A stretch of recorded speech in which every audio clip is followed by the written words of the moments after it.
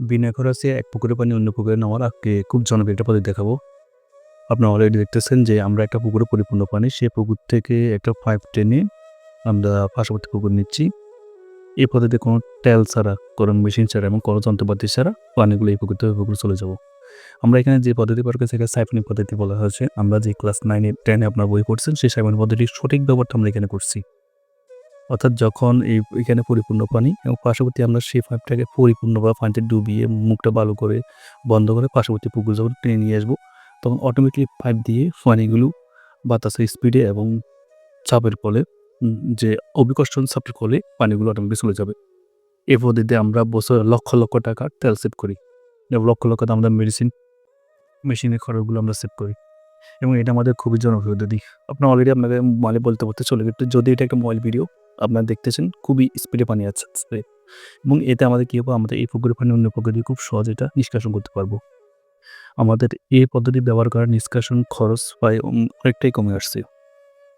বলতে গেলে আমরা মেশিন ছাড়া, কোনো যন্ত্রপাতি ছাড়া অ্যানালগ পদ্ধতিতে আমরা এই পদ্ধতি ধরে আপনাদের সুবিধার্থে আমরা আরেকটা পাইপ নিয়েছি। দেখছেন এই পাইপটা পুরোটা পরিপূর্ণ ডুবে ফেলছি এবং পানির মধ্যে ডুবিয়ে মুখটা একদম ভালো করে বেঁধে রাখছি।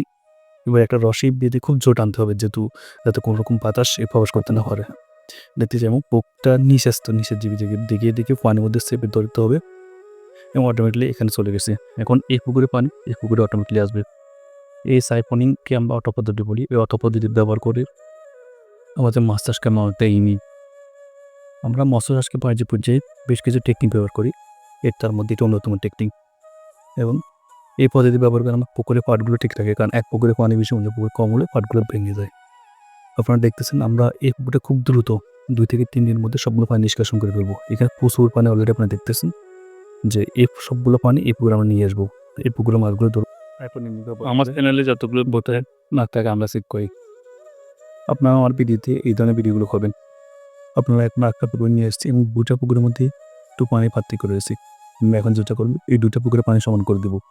এতে আমার 2টা পুকুর একই গ্রোথ আসবে, একই আসবে। এক্ষেত্রে আমরা সাইফনিং করে ব্যবহার করবো। আমাদের মেশিন পাম্প কিংবা আমরা যে পানি নিষ্কাশনের জন্য যে থাকে মেশিন সেগুলো ব্যবহার করবো না। এই সাইফনিং মাধ্যমে এটা করতে পারবে।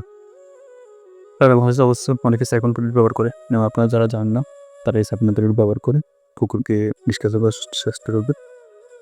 আমি আমার পুকুরে একটা ভিডিও আপনাকে সরাসরি দেখাচ্ছি।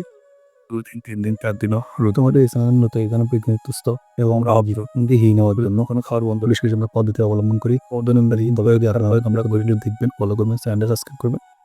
আপনাদের এই বিষয়ে কোনো মতামত থাকলে আমাদের জানাবেন। আমরা আপনাদের মতামতগুলো গুরুত্ব দিব এবং আমাদের পুকুরের দৈনন্দিন যেসব টেকনিকগুলো হয়, যেসব প্রসেসগুলো সেগুলো আমরা আপনাদের মাধ্যমে তুলে ধরি। আপনারা ভিডিওগুলো দেখবেন, আমরা লাইক, কমেন্ট, শেয়ার করবেন, সাবস্ক্রাইব করবেন।